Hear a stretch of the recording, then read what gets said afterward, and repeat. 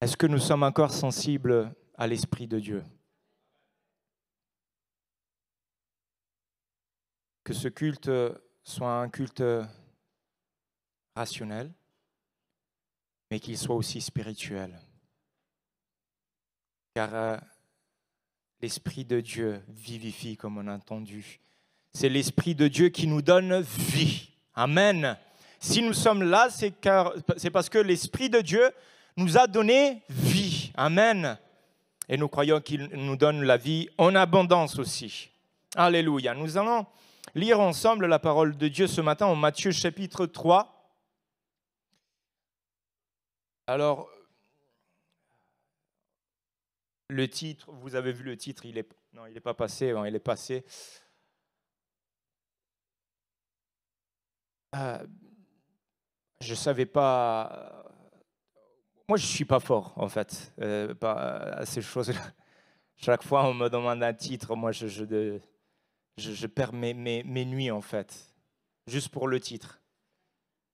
Mais bon, après, j'avais pensé aussi, donc, retenez l'ensemble, mais c'était trop long. Je pensais que c'était trop long. Mais en tout cas, portons-nous du fruit ou faisons-nous seulement de l'ombre? Ça vous plaît lequel? Choisissez. En tout cas, nous allons lire le texte, ok? Sachant que celui qui vous parle, bien évidemment, est également concerné. Matthieu chapitre 3, oui, mais ce n'est pas évident. Chapitre 3, premier verset, nous dit la parole, en ce temps-là parut Jean-Baptiste, prêchant dans le désert de Judée, et il disait, « Repentez-vous, car le royaume des cieux est proche. » Et Jean est celui qui avait été annoncé par Ésaïe, le prophète, lorsqu'il dit « C'est ici la voix de celui qui crie dans le désert. Préparez le chemin du Seigneur, aplanissez ses sentiers. » Jean avait un vêtement de poil de chameau et une ceinture de cuir autour des reins, et il se nourrissait de sauterelles et de miel sauvage. Les habitants de Jérusalem, de toute la Judée et de tout le pays des environs du Jourdain se rendaient auprès de lui. Et confessant leurs péchés, ils se faisaient baptiser par lui dans le fleuve du Jourdain. Mais voyant venir à son baptême beaucoup de pharisiens et de sadducéens, il leur dit, « Race de vipères, qui vous a appris à fuir la colère à venir? Produisez donc du fruit digne de la repentance.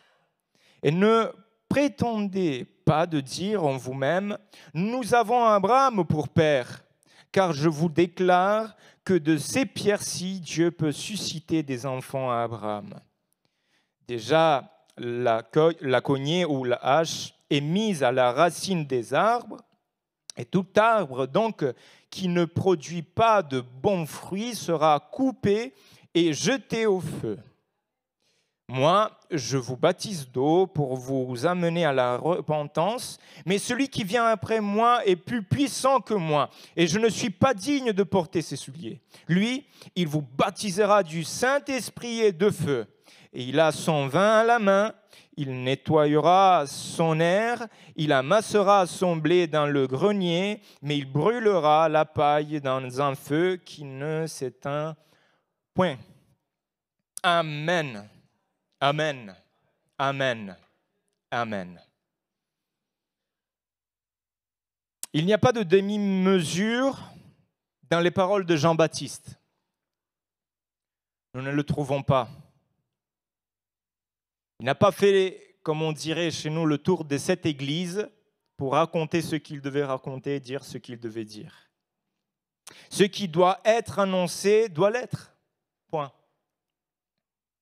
Et lui, il annonce à ceux qui, malgré tout, venaient à lui pour se faire baptiser selon le message qu'il proclamait, en disant « Repentez-vous, repentez-vous car le royaume des cieux est proche. » Et c'était le même message qui annonçait aussi Jésus lorsqu'il est venu, sa venue. Il annonçait, il disait aussi également, repentez-vous, car le royaume de Dieu est là, s'est approché de vous. Et c'est un message qui est très clair, qui est précis, qui n'a pas de déviation, qui n'a pas en fait de belles fleurs de côté, et puis il est un message direct. Et lorsqu'il voit en fait venir à lui des pharisiens et des sadducéens, ceux qui respectaient la loi, ceux qui essayaient de tous leurs efforts de mettre en pratique la loi que Dieu leur avait donnée, révélée aussi, nous ne pouvons pas dire ou discriminer ou accuser ou juger même. Aujourd'hui, nous avons cette belle facilité, malheureusement, de dire par rapport à eux ou à bien d'autres personnages bibliques, eh ouais, mais franchement, si j'aurais été à sa place, j'aurais pas fait la même chose. Hein? Nous le disons, la vérité. C'est vrai ou pas? Oui. Mais voilà. Et Jésus dira quand même des pharisiens, si votre justice ne passe pas celle des pharisiens, vous n'êtes pas apte aussi pour le royaume. Mais bon, essayons de le voir peut-être une prochaine fois. Et je disais, lorsqu'il voit venir à lui des pharisiens et des sadducéens, il va droit au but en disant, mes chers amis, merci d'être venus là. Que la paix soit sur vous. Heureux de vous voir ce matin venir prendre votre baptême. Car j'ai reconnu que vous avez... c'était un peu le discours de Jean-Baptiste. Amen. J'attendais que quelqu'un dise Amen. Ah. Alors que ces hommes sont venus là pour prendre leur baptême aussi, D'autres versions, allez les voir, il dit directement, ils étaient là pour se faire baptiser. Et puis Jean-Baptiste, pour les encourager, leur dit, c'est une phrase, je pense qu'elle est très connue. Combien de fois, frères et sœurs, vous avez pensé dans vos têtes de saluer un frère ou une sœur comme ça? Jamais. Je vous ai... Race de vipères. Non mais c'est incroyable. Il avait des poils de chameau sur lui, mais pas sur la langue, comme on dit. Il n'y avait pas de poils sur la langue. Race de vipères. Qui vous a appris à fuir la colère à venir? Et puis il dit encore, produisez donc du fruit digne de la repentance. Dans la Bible du Semeur, j'aime bien, car il dit, produisez plutôt pour fruit, au verset 8, écoutez, parce que c'est extraordinaire, produisez plutôt pour fruit des actes qui montrent que vous avez changé. C'est clair? Pas de doute, pas d'incompréhension. Pas de se dire, mais attends, je n'ai pas compris en fait ce qu'il voulait me dire pour la question de repentance. Repentez-vous, convertissez-vous, changez, littéralement, changez et produisez. Faites-moi voir, il dit. Montrez. Que soit vu de mes yeux, que soit manifeste, que soit manifestée la chose. Des fruits ou des actes qui montrent que vous avez changé. Que vous n'êtes plus les mêmes. Combien de fois nous l'avons dit à la rencontre de Jésus, une fois que tu fais un vis-à-vis avec Jésus, tu ne resteras plus le même.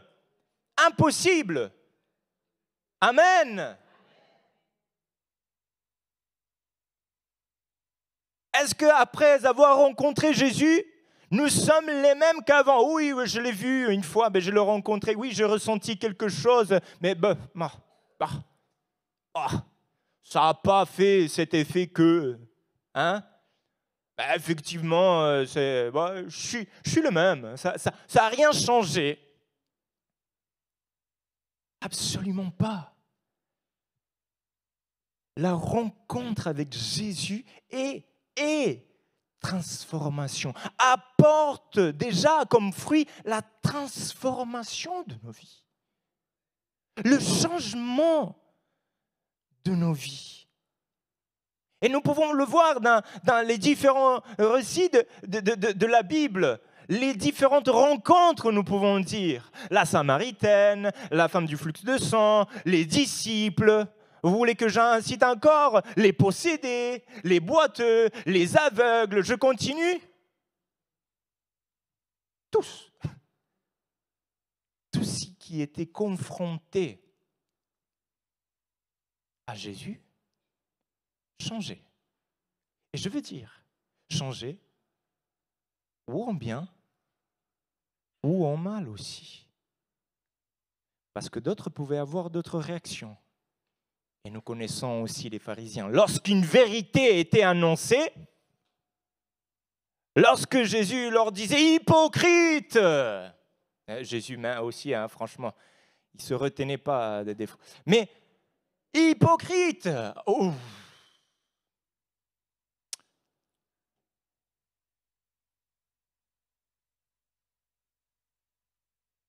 Produisez plutôt pour fruit des actes qui montrent que vous avez changé. Et eux pensaient effectivement, quand Jean-Baptiste leur dit cela, n'était pas... Je ne veux pas dire en fait, ou apporter des convictions qui sont les miennes, mais je ne pense pas qu'il voulait les blesser. Mais montrer une réalité. Vous savez, la vipère, par sa nature, elle fuit. Elle n'attaque pas. Si elle n'est pas forcément en danger, elle fuit. Et il voulait montrer une nature qui était en eux, en fait, à ce moment-là. Il veut révéler ce qui sont devenus en voulant échapper, on dit, à la colère à venir. Il dit, mais qui vous a appris à fuir la colère à venir? C'est-à-dire, vous pensez que vous, avec vos actes, avec vos ordonnances, vos différentes choses que vous ayez de suivre, vous avez entendu qu'il y a un baptême pour la repentance des péchés, et donc vous venez vous faire baptiser juste en pensant d'accomplir quelque chose de plus pour être, enfin, peut-être réglé, ou quelque chose de plus pour être bon vis-à-vis de Dieu, en ordre. Pensez-vous qu'en accomplissant même ces actes obligatoires ou ce devoir, vous échappez ainsi à celui qui connaît les cœurs des hommes? Combien aujourd'hui d'hommes et de femmes se présentent ici même pour accomplir quelque chose qui apaise probablement simplement leur conscience? Mais ce n'est pas ce que Dieu a demandé. Dieu demande des fruits qui montrent le changement radical.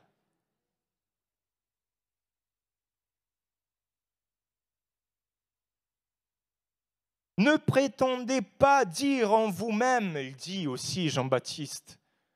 Oui, nous avons pour père Abraham, donc voilà, peu importe en fait. Oui, effectivement. Oui, ou baptême ou pas baptême. Nous sommes dans la lignée, ça va. Non. Je vais vous dire, Dieu va susciter même de ces pierres des fils à Abraham. Ne pensons pas dire, oui, mais peut-être en accomplissant quelque chose, ou faisant au moins une bonne chose, Dieu aura pitié de moi. Qui nous a appris à fuir la colère future divine de telle manière?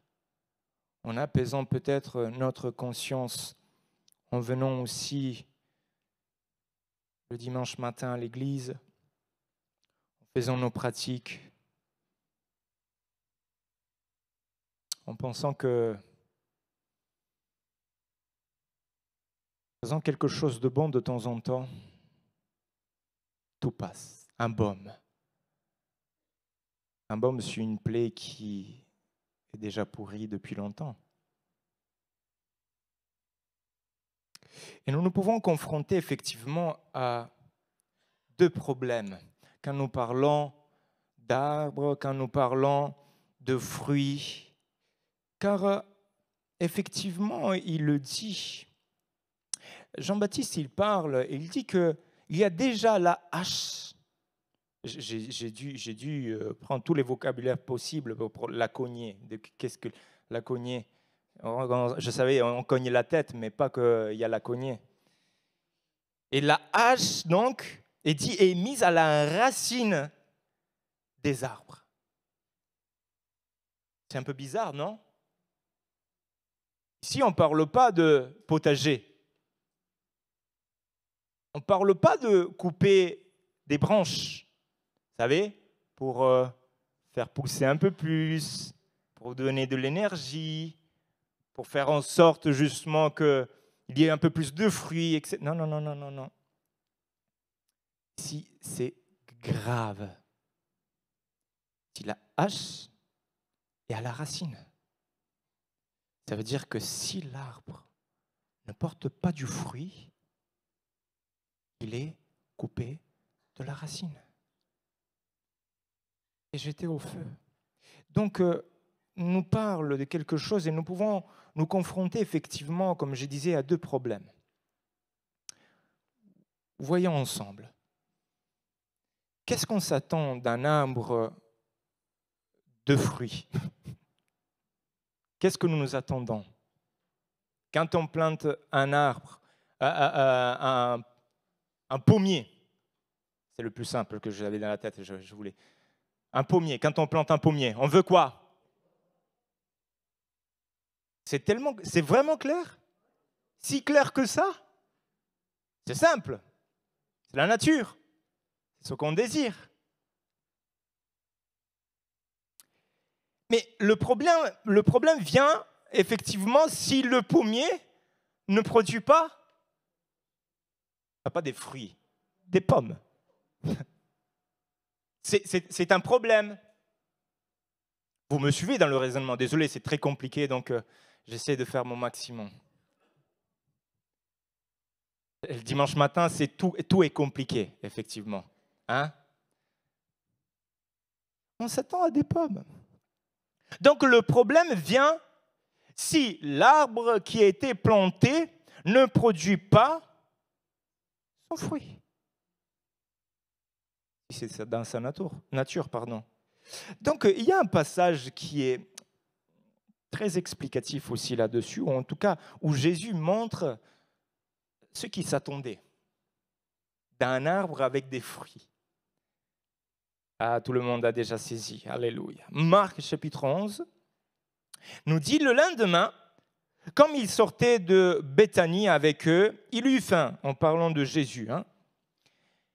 Il aperçut de loin un figuier couvert de feuilles ou de feuillage. Et il se dirigea vers cet arbre pour voir s'il trouvait quelques fruits. Et quand il se fut approché, il n'y trouva que des feuilles. Car ce n'était pas la saison des figuiers. Et je vais expliquer cela aussi. S'adressant alors au figuier, il lui dit que plus jamais personne ne mange de fruits venant de toi. Et ses disciples l'entendirent. Amen. Or, c'est vrai que peut-être vous, dans votre tête, vous vous disiez, ah ouais, mais attends, ils cherchaient du fruit alors que ce n'était pas la saison des figuiers. Ok. Effectivement, dans la langue grecque, quand on parle de cela, ça a été traduit comme ça, mais on parle du moment de la récolte. Ok. Ce n'était pas encore le moment de la récolte. Il faut savoir qu'à ce moment-là, on était 5 jours à peu près avant la Pâque. Or, maintenant, les saisons, donc je fais l'explication pour que vous ne veniez pas me dire après le culte. Hein. Donc, les saisons en Israël ne sont pas les mêmes qu'ici. Bien évidemment, l'été avancé c'était un peu prématuré. Donc, nous nous trouvons à fin avril, à peu près ici. Donc, était proche de la récolte. De base, il y avait déjà du fruit, mais ce n'était pas la récolte. Donc, et nous savons aussi également que dans le figuier, et puis Franck, tu nous diras aussi, peut-être aller voir Franck tout à l'heure, dans le figuier, et se produit que, effectivement, il y a d'abord le fruit et puis les feuilles. Eh ouais, ne me regardez pas comme ça, c'est Wikipédia qui le dit. Donc, et puis encore, nous trouvons, pour confirmer, si vous voulez un peu, j'ai essayé de le trouver, Cantique des Cantiques au chapitre 2, verset 13, il est dit, le figuier embaume ses fruits et les vignes et les fleurs exhalent leur parfum. Donc les vignes en fleurs, c'est au mois de mai. Donc nous voyons que le fruit, etc., donc tout est relié. Ça va? Donc Jésus, il s'attendait à quoi? Avoir du fruit. Il avait faim. Et il s'attendait à que le figuier produise son fruit. Or, ça c'est le premier problème, que nous-mêmes nous devons effectivement, ou nous devons y réfléchir. T'es quoi? Si c'est une question que je peux poser. T'es quelle espèce d'arbre? Tu apportes quel type de fruit? Tu étais planté et tu sais ce que tu es? Les autres mangent de ton fruit. L'Éternel, au moment où il arrive et il demande pour dire, oh oui, je plantais cet arbre dans l'église du Rocher à Cannes exprès parce que je sais que lui, il est un bon pommier. Ah, je le sais. C'est dans son ADN, je le vois. Je l'ai planté et je sais qu'au moment de la saison, là, quand il faut, il y aura du fruit. Et puis il arrive, au moment de la saison, ah, je vois les feuilles, elles sont belles. Il est beau. Regarde comme il est venu ce matin à l'église. Il est beau. Elle est belle. Voilà, parce que sinon les sœurs. Extraordinaire. Je vois toutes les feuilles. Commence à chercher. Attends, non, peut-être pas de ce côté. Ok. Attends, non. Je savais qu'il y avait un don prophétique de ce côté. Attends, il n'est pas là le fruit. Attends, Et puis il y a cette petite chanson qui je la chante comme ça. Je cherche. Il n'y a rien, rien.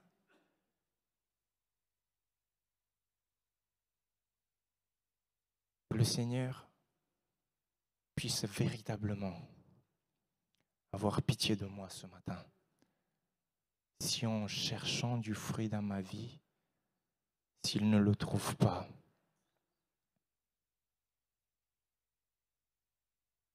planté pour être coupé et jeté dans le feu? Seigneur, non.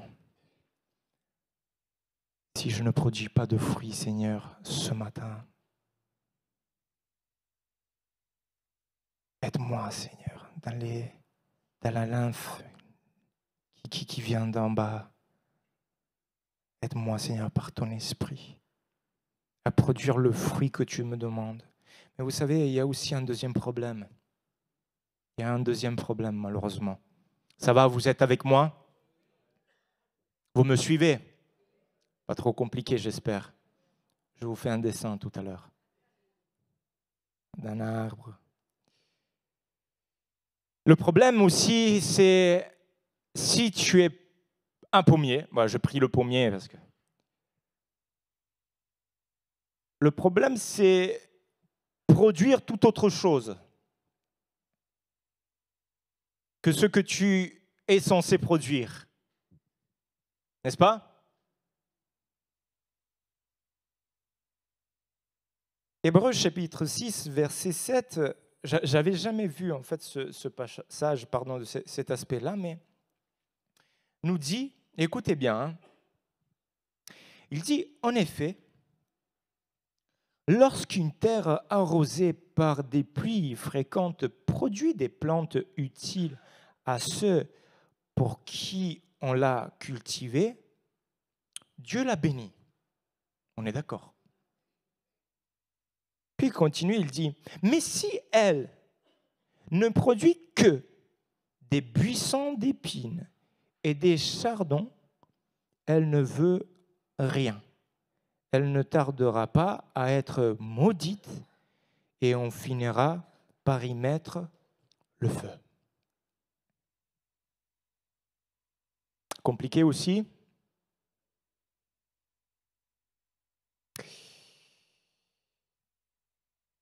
Une terre arrosée par des pluies fréquentes.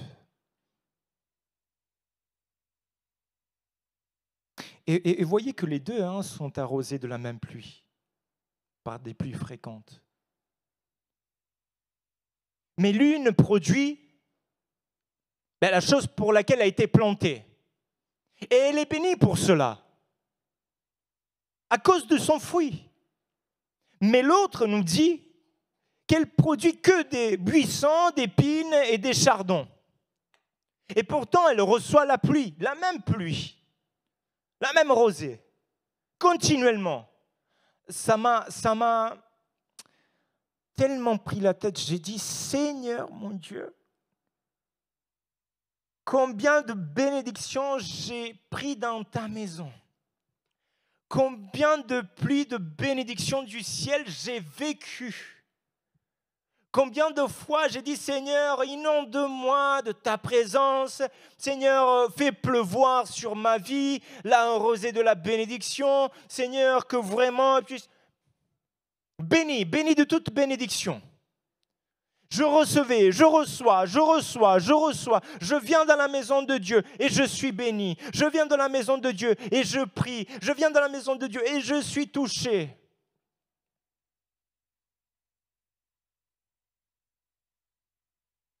Mais l'un produit du fruit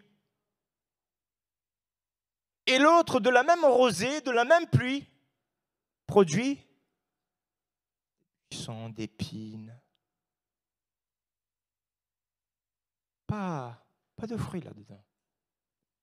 Et pourtant, combien de fois nous avons reçu la bénédiction de Dieu? Alléluia, innombrable. Béni. Même quand tu ne le vois pas, là vous avez le chant dans la tête, je sais. Il est là, il agit, il bénit, il dirige, il conduit. Béni. Béni de toute bénédiction. Et je le crois au nom de Jésus. Et combien de fois, alors que j'étais appelé à produire du fruit, du vrai fruit, j'ai produit des épines. Quand les autres venaient me toucher, aïe!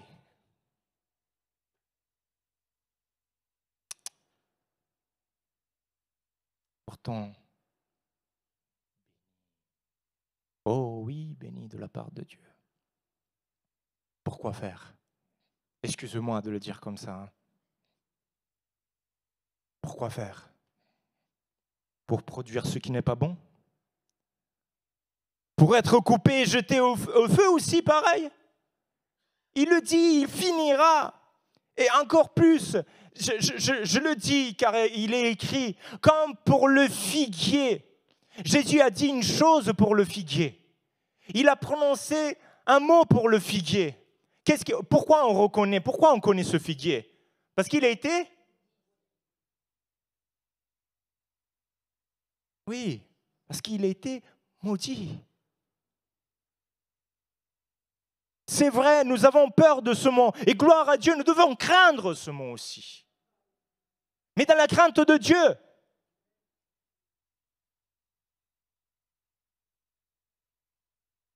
Le figuier a été maudit, c'est vrai. Et qu'est-ce qu'il dit pour ce produit aussi de la terre aussi également? Et elle ne tardera pas à être maudite aussi, pareil. Coupée, jetée au feu. Or, est-ce que c'est ton désir? S'il vous plaît, rassurez mon petit cœur ce matin. Est-ce que c'est notre désir?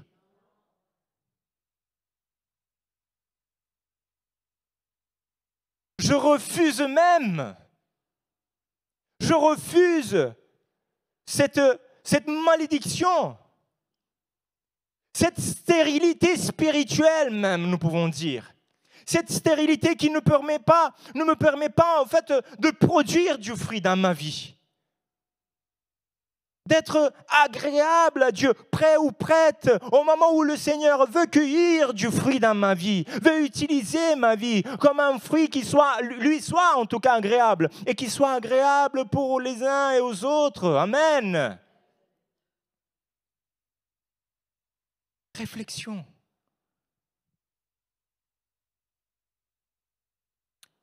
Il y a quand même une condition, et je terminerai. Une condition. C'est le fruit est bon. De base.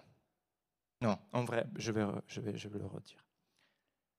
La Bible nous dit, et même dans le passage que nous avons lu, il dit « Tout arbre, donc, qui ne produit pas du fruit, tout simplement. »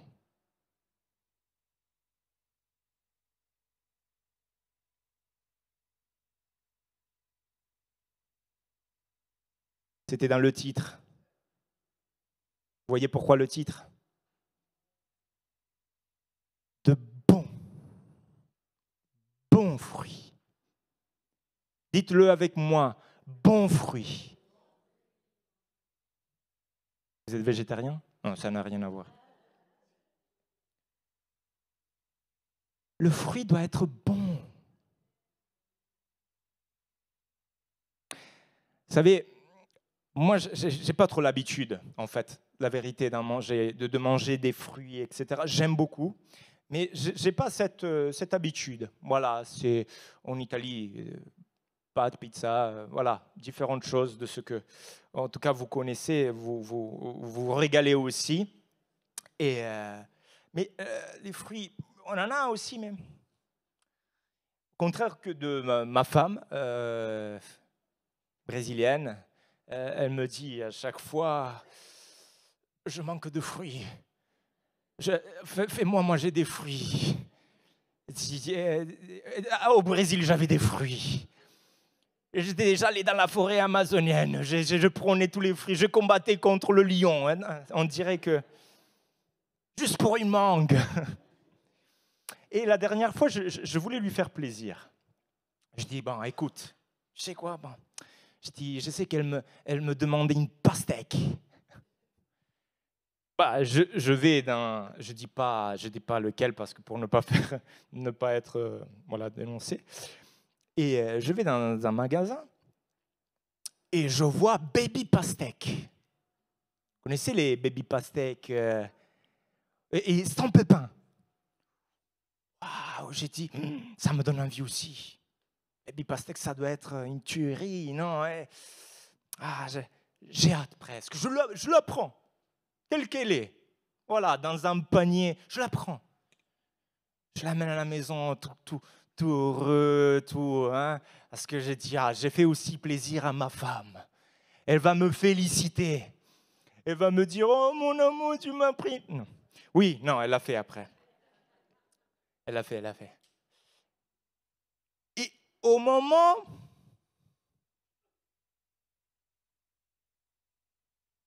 Presque 5 € de pastèque. Hein. Au moment Au moment où on va pour la couper, ah, vous avez, hein, vous attendez à que je vous dise, on coupe. Et déjà, en coupant, c'était, bon, on ne sait jamais, hein. Les apparences sont trompeuses. Pas du tout, vous verrez.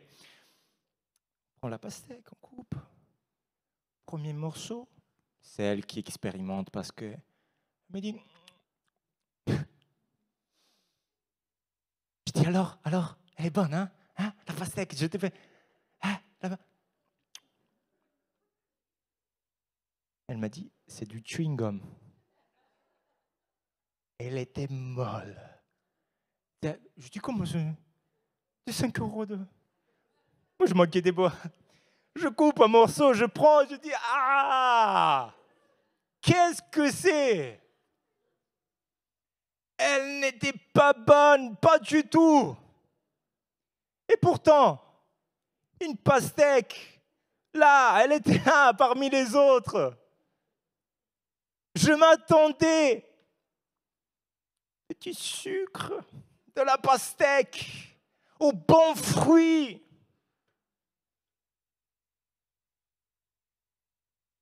Est-ce que j'ai besoin d'expliquer?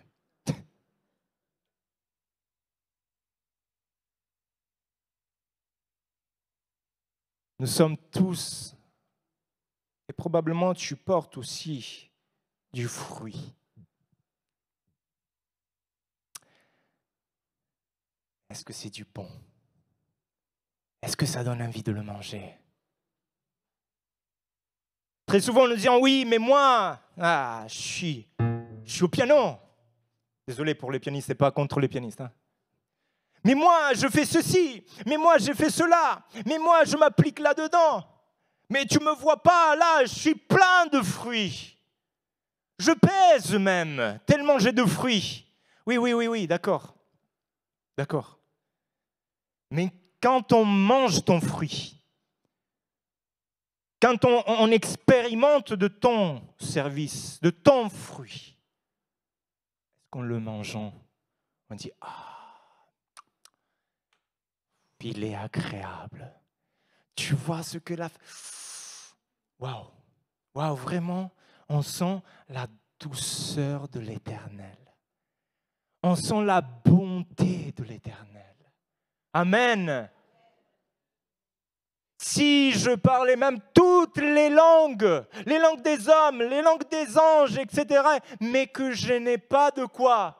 D'amour qui rend la vie belle sucrée, hein?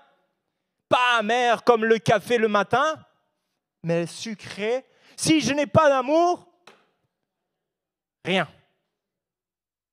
Un fruit amer. Je peux même faire tout ce que vous voulez, vendre mes biens, donner mes biens, donner toutes sortes de choses aux pauvres, etc., etc. Rien. Ça sera amer. Ça ne sera pas agréable. On va le sentir. Le chrétien doit être sucré, pas diabétique. Moi-même, si, ouais, mon père. C'est pas vous comprenez, dans le sens pas donner du diabète, mais le chrétien doit être sucré. Vous comprenez, je donne des... Mais le fruit de l'esprit,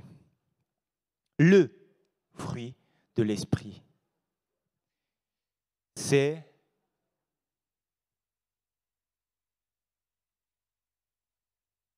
tricheur. Ah ouais. Après, j'avoue que vous le dites avec vraiment conviction, donc ça fait plaisir. Hein.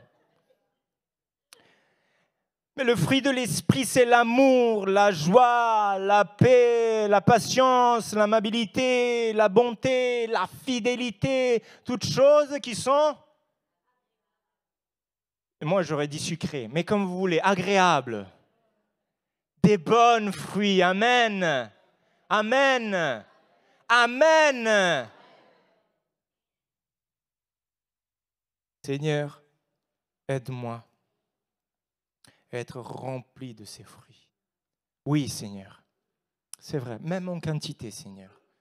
Même en quantité, Seigneur. j'en veux, mais que ce soit, Seigneur, des bons fruits. Que je sois trouvé, Seigneur, mon Dieu, au moment où tu viens pour tester, sonder, utiliser, faire partager ce que j'ai, ma vie, ce que tu m'as donné, le bon fruit, Seigneur. Que ma frère et ma sœur à mes côtés puissent dire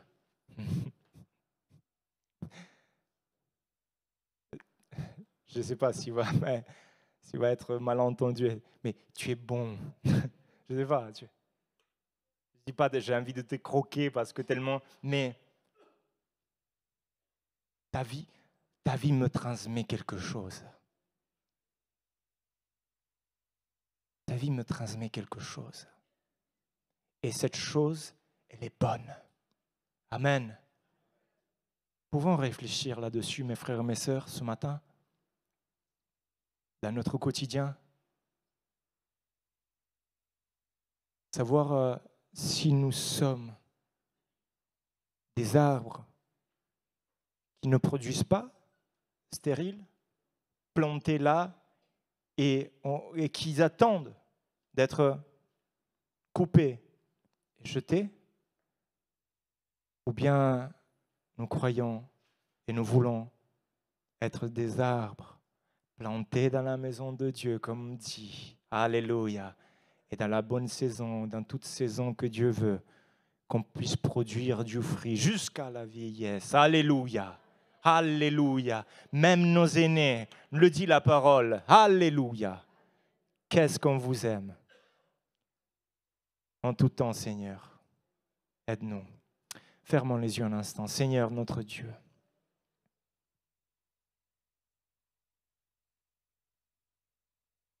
Seigneur, aide-moi.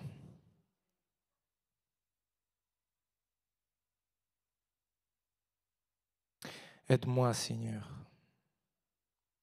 Je voudrais vraiment qu'on puisse le dire ensemble, même dans nos cœurs, comme vous voulez, mais que nous puissions le dire, Seigneur, aide-moi à produire des fruits dignes de la repentance.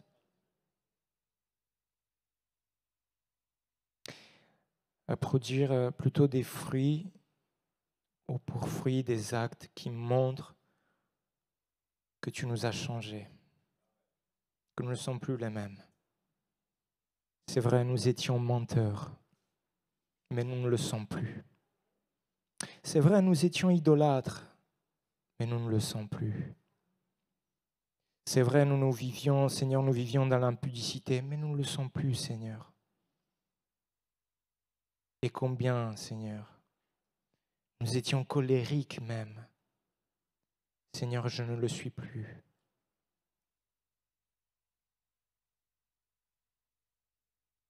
J'étais impatient, Seigneur. Je ne le suis plus. J'étais aveugle, Seigneur, dans les choses spirituelles. Je ne le suis plus.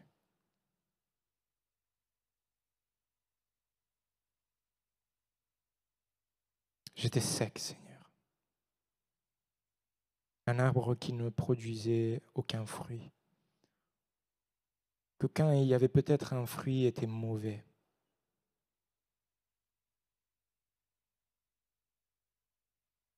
Mais Seigneur, tu nous as changés. Et nous voulons manifester, Seigneur, les fruits de la repentance. Le fait que nous avons dit, Seigneur, un jour, pardon.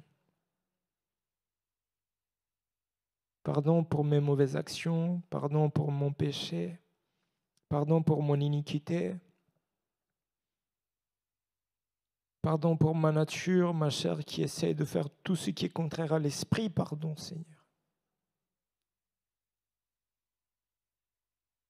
Seigneur, je ne veux pas être coupé.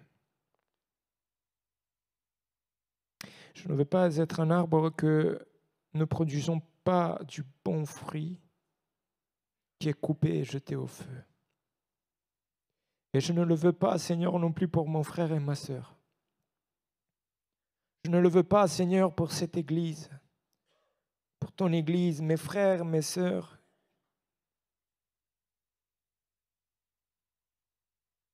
que nous produisions, Seigneur, du bon fruit.